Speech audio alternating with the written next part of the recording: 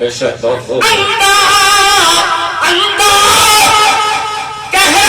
ہے یہی سونپور کا انداز کہہ رہا ہے یہی سونپور کا کیا کہہ رہا کہ سرکار کی نگاہ میں جلسہ قبول ہے سرکار کی نگاہ میں جلسہ ایک بات بولتا تھا بڑا مزہ آ رہا ہے جلسہ تو سب نہیں بولے تو بھول ہے تمہاری ہے جلسہ اور اگر ان میں اجازت نہیں تو ایک شعر میں فیصلہ بھی سنا دوں وہابیوں کی قبر پر جا کے چیک کر لیو اور اگر تھوڑا ابھی اجازت ہے ارے یار اردو کی سردو میں کیوں نہیں بول دوں بعد میں شعر پڑھوں گا اور میں ساتھ دیں گے انشاءاللہ ادھر دیکھو وہابی مولوی کے نام پہ آپ نے کہیں بھی کوئی ٹرک بھی چلتا ہوا نہیں دیکھو ارے ٹرک چھوڑو کوئی رکشہ بھی نہیں ملے وہابی مولویوں کے نام پہ کوئی ٹھیلا بھی نہیں ملے اور تھوڑی سی آواز کو دیکھوں کیسے ملے گی مجھے اور اعلیٰ حضرت کے نام پہ پوری ٹرین اعلیٰ حضرت ایکسپریس چلتے مل جائے گی سبحان اللہ سبحان اللہ بولو بولو بولو بولو سبحان اللہ بولو ہے کہ نہیں ہے اعلیٰ حضرت کے نام پہ ٹرین چل رہی کہ نہیں کیا نام ہے گاڑی کا اعلیٰ حضرت ایکسپریس اور یہ نام سنتے ہی سنیوں کا موڈ ہو جاتا فریش سبحان اللہ سبحان اللہ ماشاء اللہ کم سے کم کچھ تو ہوا فریش کم سے کم تمہیں ایک شکایت ختم کر دی کہ ایک مولوی کی لاج رکھ لی اور اٹھ کے ہاں سے یہاں آگے اور باہر والے بھی اندر آگے اور کچھ بول بھی لیے مگر میں بھول کے نہیں جاؤں گا ایک فیصلہ سناتا ہوں انشاءاللہ ضرور بولو گے قبر ہے وہابیوں میں کرتے قبولی ہے وہابیوں کی قبر پر کاٹے کاٹے ملیں گے قبر ہے وہابیوں میں درخت قبولی ہے اور احمد رضا کی قبر پہ جنت کا پھول سبحان اللہ سبحان اللہ نعرہ تکبیر نعرہ رسالت سیرت مصطفیٰ کانفرنس مسلک اعلیٰ حضرت فیضان اعلیٰ حضرت حضرت علامہ قاری سخاوت حسین صاحب قبلہ نعرہ تکبیر نعرہ رسالت مولانا سخاوت کے جبے تو چھوڑو اندر کے بنیان تک پر پسینہ آ گیا تب مولانا کو میرا نام یاد آیا خیریت تو ہو گئی یہ تو مولانا صغیر ہی کا اعلان کرے گا کوئی بات نہیں مستی میں سبھی ہوتا ہے مگر میں نام والا مولوی ہوں بھی نہیں کام والا ہوں اور جب کام والا ہوں تو آج اپنے اس حال کو دیکھ کے اپنی ٹینشن خراب کر اڑا دیو ٹینشن انشاءاللہ قرآن کل بھی زندہ تھا اور آج بھی زندہ ہے اور انشاءاللہ قیامت تک زندہ رہے گا حضرات ہم تو یہ سمجھتے تھے کہ جلسہ کرنا صرف انڈیا والے لوگ جانتے ہیں لیکن آج علماء کے اتنے جمع غفیر کو دیکھ کے مجھے لگتا ہے کہ جیسے ہم بریلی شریف میں بول رہے ہیں اللہ سلامت رکھے اور علماء میں آپس میں اتحاد بھی رکھے لیکن اگر نظر میری طرف رکھے تو میں زیادہ دیر نہیں کر جلدی میری طرف دیکھ لیجیے گا میں بھولتا کم ہوں غریب نواز سے فوجی بولے بابا ہم انڈیا میں جا کے پٹ گئے تلوار والے نیزے والے بھالے والے انڈیا والوں نے بہت مارا ہمیں منہ کی کھا کے اور ہم پھر شہاب الدین کے پاس جا رہے ہیں انڈیا والوں نے قبضہ نہیں دیا ہمیں مگر تھوڑا قبضہ مجھے دے دیو غریب نواز بولے تم مجھ سے پوچھتے ہو کہ آپ ادھر کیوں آ رہے ہیں میرے غریب نواز بولے میں راجہ بننے ہی آ رہا ہوں سبحان اللہ سبحان اللہ غریب نواز آپ کا یہ انداز ارے ہم تلوار والے پھر گئے ہم نیزے والے پھر گئے ہم پاور والے انڈیا کو نہیں سی سکے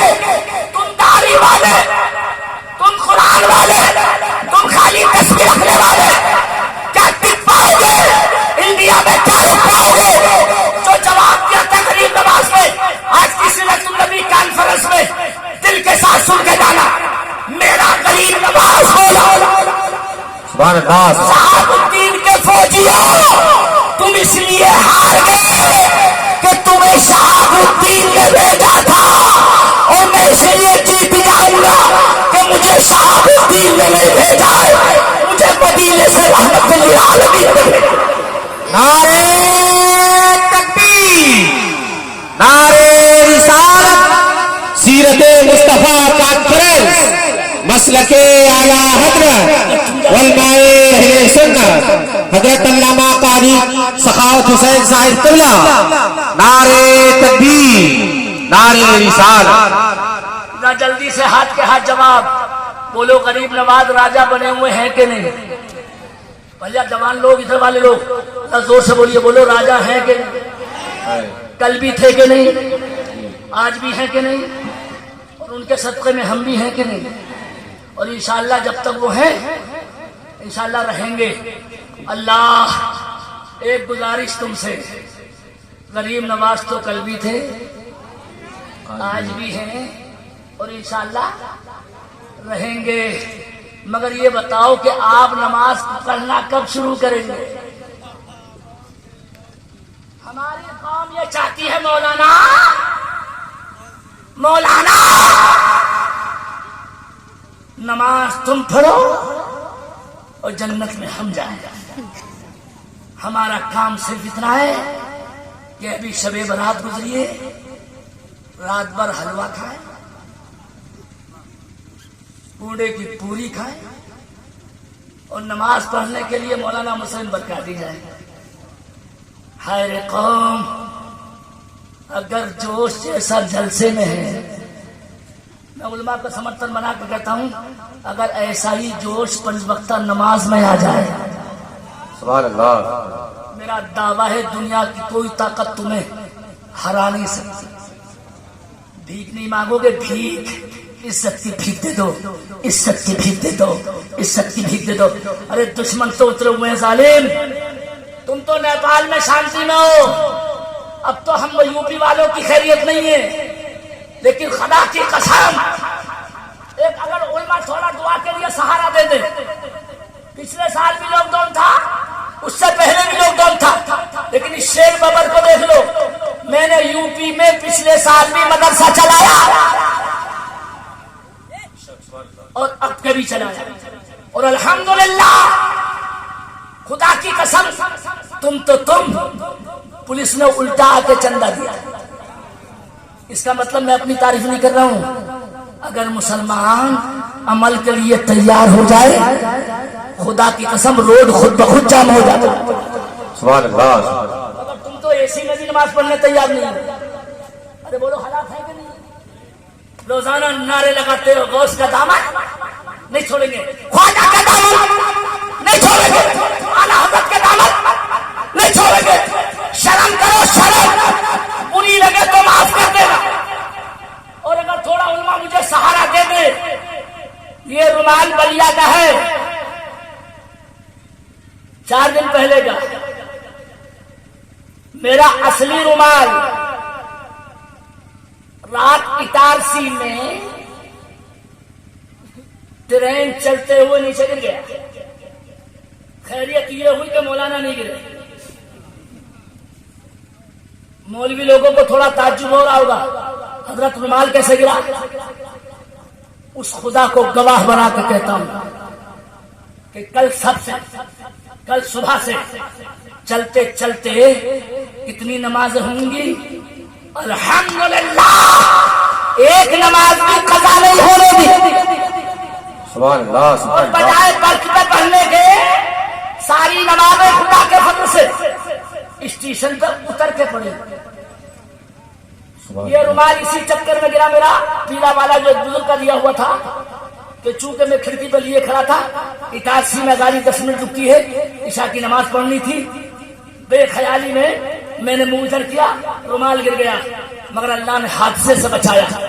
ایک تو میری چھوڑیے، ایک تو میری تھی یہ پتی نہ پتی کا شوربہ، اور ایک ہم نے وہابیوں کی بھی نماز دیکھی جے پور میں، کہ جب یہ ظالم اترے اور جیسے ہی انہوں نے وضو کیا تو نماز کا ڈرامہ کرنا تھا، پہلی نیت ہی مانی تھی اللہ اکبر، تکبیر کہیں پہلی، اور جیسے ہی تکبیر کہی فوراً گاڑی نے سیٹھی ماری، تو ادھر گاڑی کی سیٹھی، ادھر جماعتیوں کی سیٹھی، دل کی کہ چلی نہ جائے چلی نہ جائے چلی نہ جائے چلی نہ جائے۔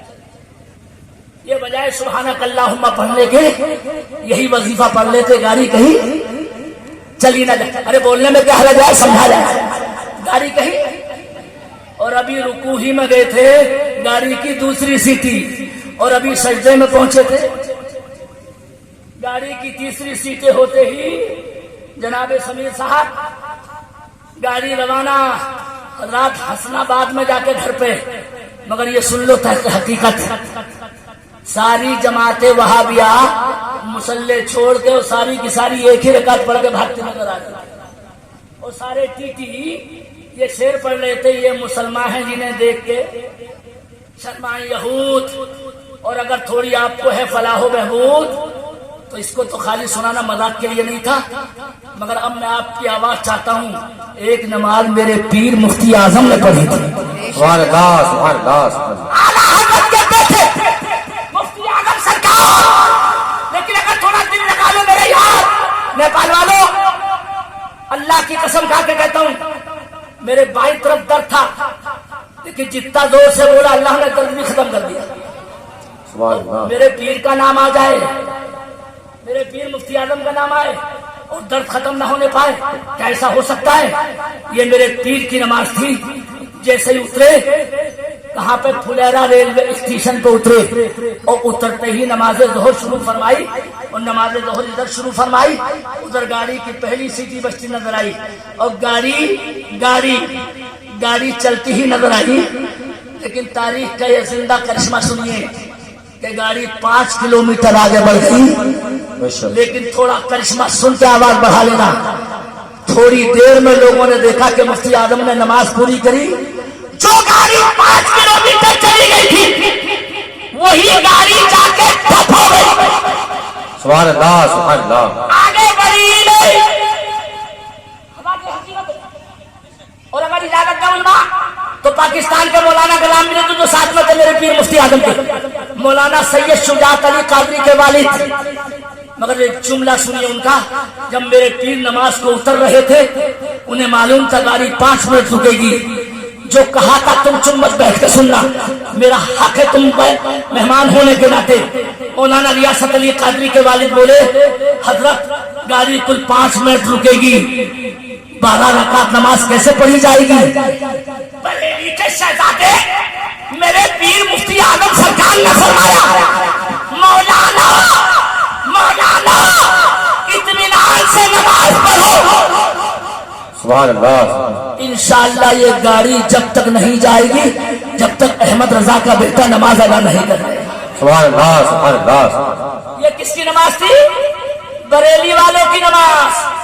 یہ کھکل نماز نہیں تھی، عشق سے بھری ہوئی نماز تھی۔ اور میرے دوست اگر عشق والی نماز پڑھی جائے تو بنا ہو سکتا ہے کہ گاڑی چلی جائے۔ اللہ جس کام کے لیے کسی بندے کو لگاتا ہے اور اس کام میں اللہ مدد فرماتا ہے، تو یہ بھی یقین رکھیے کہ اس چیز میں کبھی بھی کہتے ہیں ناکامی نہیں ہوتی۔ فائدہ سنیے، لوگ کہتے ہیں ہم نے اسلام پھیلایا، تمہارے باپ نے بھی نہیں پھیلایا، تم نے تو جا کے مسجد میں ٹانگیں پھیلائی، کھچڑی پکائی ہے، خوب کہتے ہیں آرام سے کروایا ہے۔ لیکن مفتی اعظم نے یہاں بھی اسلام ایسا پھیلایا ہے کہ جب پھلیرا اسٹیشن سے مفتی اعظم اجمیر شریف پہنچے، اور جیسے ہی گاڑی وہاں جا کے رکی، میرے پیر اترے، پچھلی گاڑی سے میرے پیر مفتی اعظم کے پیچھے یہ انگریز اسٹیشن ماسٹر بھی چلایا، اور آ کے پوچھتا ہے بریلی والے پیر کہاں ہیں؟ اس نے گاڑی کا رکنا دیکھا، ان کی وجہ سے چلنا دیکھا، دعا کا اثر دیکھا۔ ایک غیر مسلم بھی دیکھ کے کہتا ہے کہ پہلے مجھے اپنے نبی کا کلمہ پڑھا دیجیے۔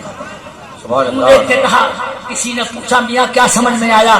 بولا میاں ان کے بیٹھنے سے گاڑی چل پڑی، اور جب یہ نماز پڑھتے رہے تو گئی ہوئی گاڑی پھر واپس آ گئی۔ سمجھ میں کیا آیا؟ تو ایک اسٹیشن ماسٹر کا جملہ اس کی زبان پہ آیا جو دل کا تھا۔ بولا میں نے دل میں سمجھ لیا کہ جب بریلی والے کی طاقت ایسی ہے تو مدینے والے کی طاقت کیسی؟ سبحان اللہ سبحان اللہ جب ان کے گدا بھر دیتے ہیں شاہان زمانہ کی جھولی، محتاج کا جب یہ عالم ہے، مختار کا عالم کیا ہوگا؟ حضرات ہمارے پیران اعظام نے الحمدللہ ایسے موقع پہ بھی تبلیغ کی ہے، لیکن آج ایک میرے پیر کا جملہ سنیے، اگر سنی نمازی ہوتے تو خدا کی قسم یہ دیکھنے کو دن ہمیں نہیں آئے ہوتے جو آج ہماری بے عزتی ہوئی ہے۔ اگر تم نمازی بن گئے ہوتے پوری دنیا میں آپ کا سکہ چلتا۔ مجھے امید ہے انشاءاللہ کہ آپ سنی بن کے نبی کے سیرت پہ عمل ہی نہیں کریں گے، بلکہ انشاءاللہ اپنے دل کو مضبوط کریں گے۔ ایسی کانفرنس ہے اللہ کرے بار بار ہو، آمین بار بار آپ آئیں، بار بار سجائیں۔ اور مجھے الحمدللہ علماء کے اکٹھا ہونے پہ، ان کے ماحول بنانے پہ وہ دل کو خوشی الحمدللہ۔ آخری بات عرض کرتا ہوں، چونکہ اس کے بعد ایک تقریر اور ہونی ہے اور ہمیں الحمدللہ خوب یہ معلوم رہتا ہے آپ کی کیپیسٹی کتنی ہے، لیکن ڈرنا نہیں، مرنا تو ہے۔ ارے نہ بھی بولو تب بھی مرنا ہے، میرے کہنے سے کسی کو موت نہیں آئے گی، لیکن ایک موت کی قبر دکھاتا ہوں جس شخصیت کو موت آئی تھی، لیکن قبر جب اس کی کھودی گئی، گھر جا کے سوچنا قبر کس کی تھی؟ مولا علی کی والدہ کی قبر تھی۔ کیا مقدر کی سکندر عورت تھی، سبحان اللہ۔ نبی کی سیرت سننے والوں کچھ اپنے دل کو بھی ایسا بنا لو، خالی نعرے مت لگاؤ، غوث کا دامن نہیں چھوڑیں گے، خواجہ کا دامن نہیں چھوڑیں گے۔ مولا علی کی امی کی قبر کھدی، اور جب قبر کھد گئی تو پوری دنیا میں آج تک منظر آپ نے ایسا نہیں دیکھا ہوگا کہ کسی کی قبر میں کوئی دوسرا جا کر لیٹ جائے، لیکن نبی کی ہمت پہ بولا جائے میرے نبی ان کی قبر میں خود جا کر لیٹ گئے۔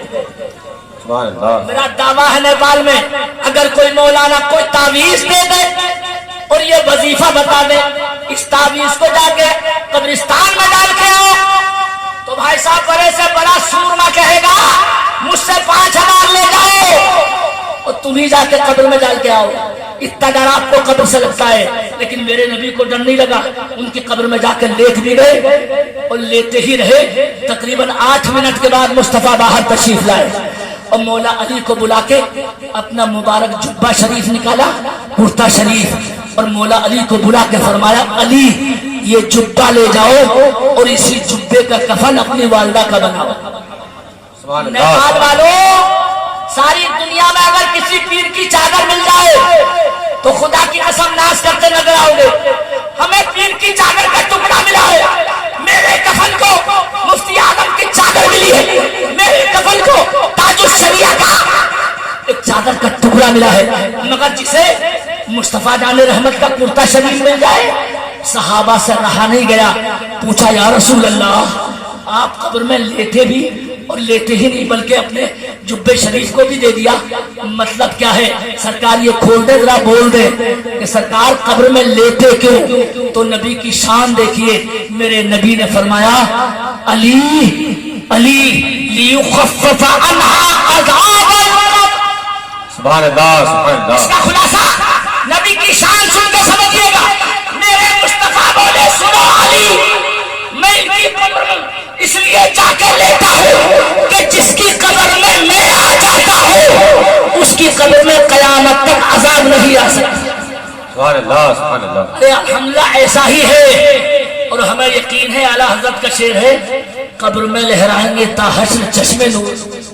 سبحان اللہ۔ انشاءاللہ جلوہ فرما ہوگی جب طلعت رسول اللہ کی، انشاءاللہ ہماری قبر میں بھی نبی تشریف لائیں گے، بھروسہ رکھیں۔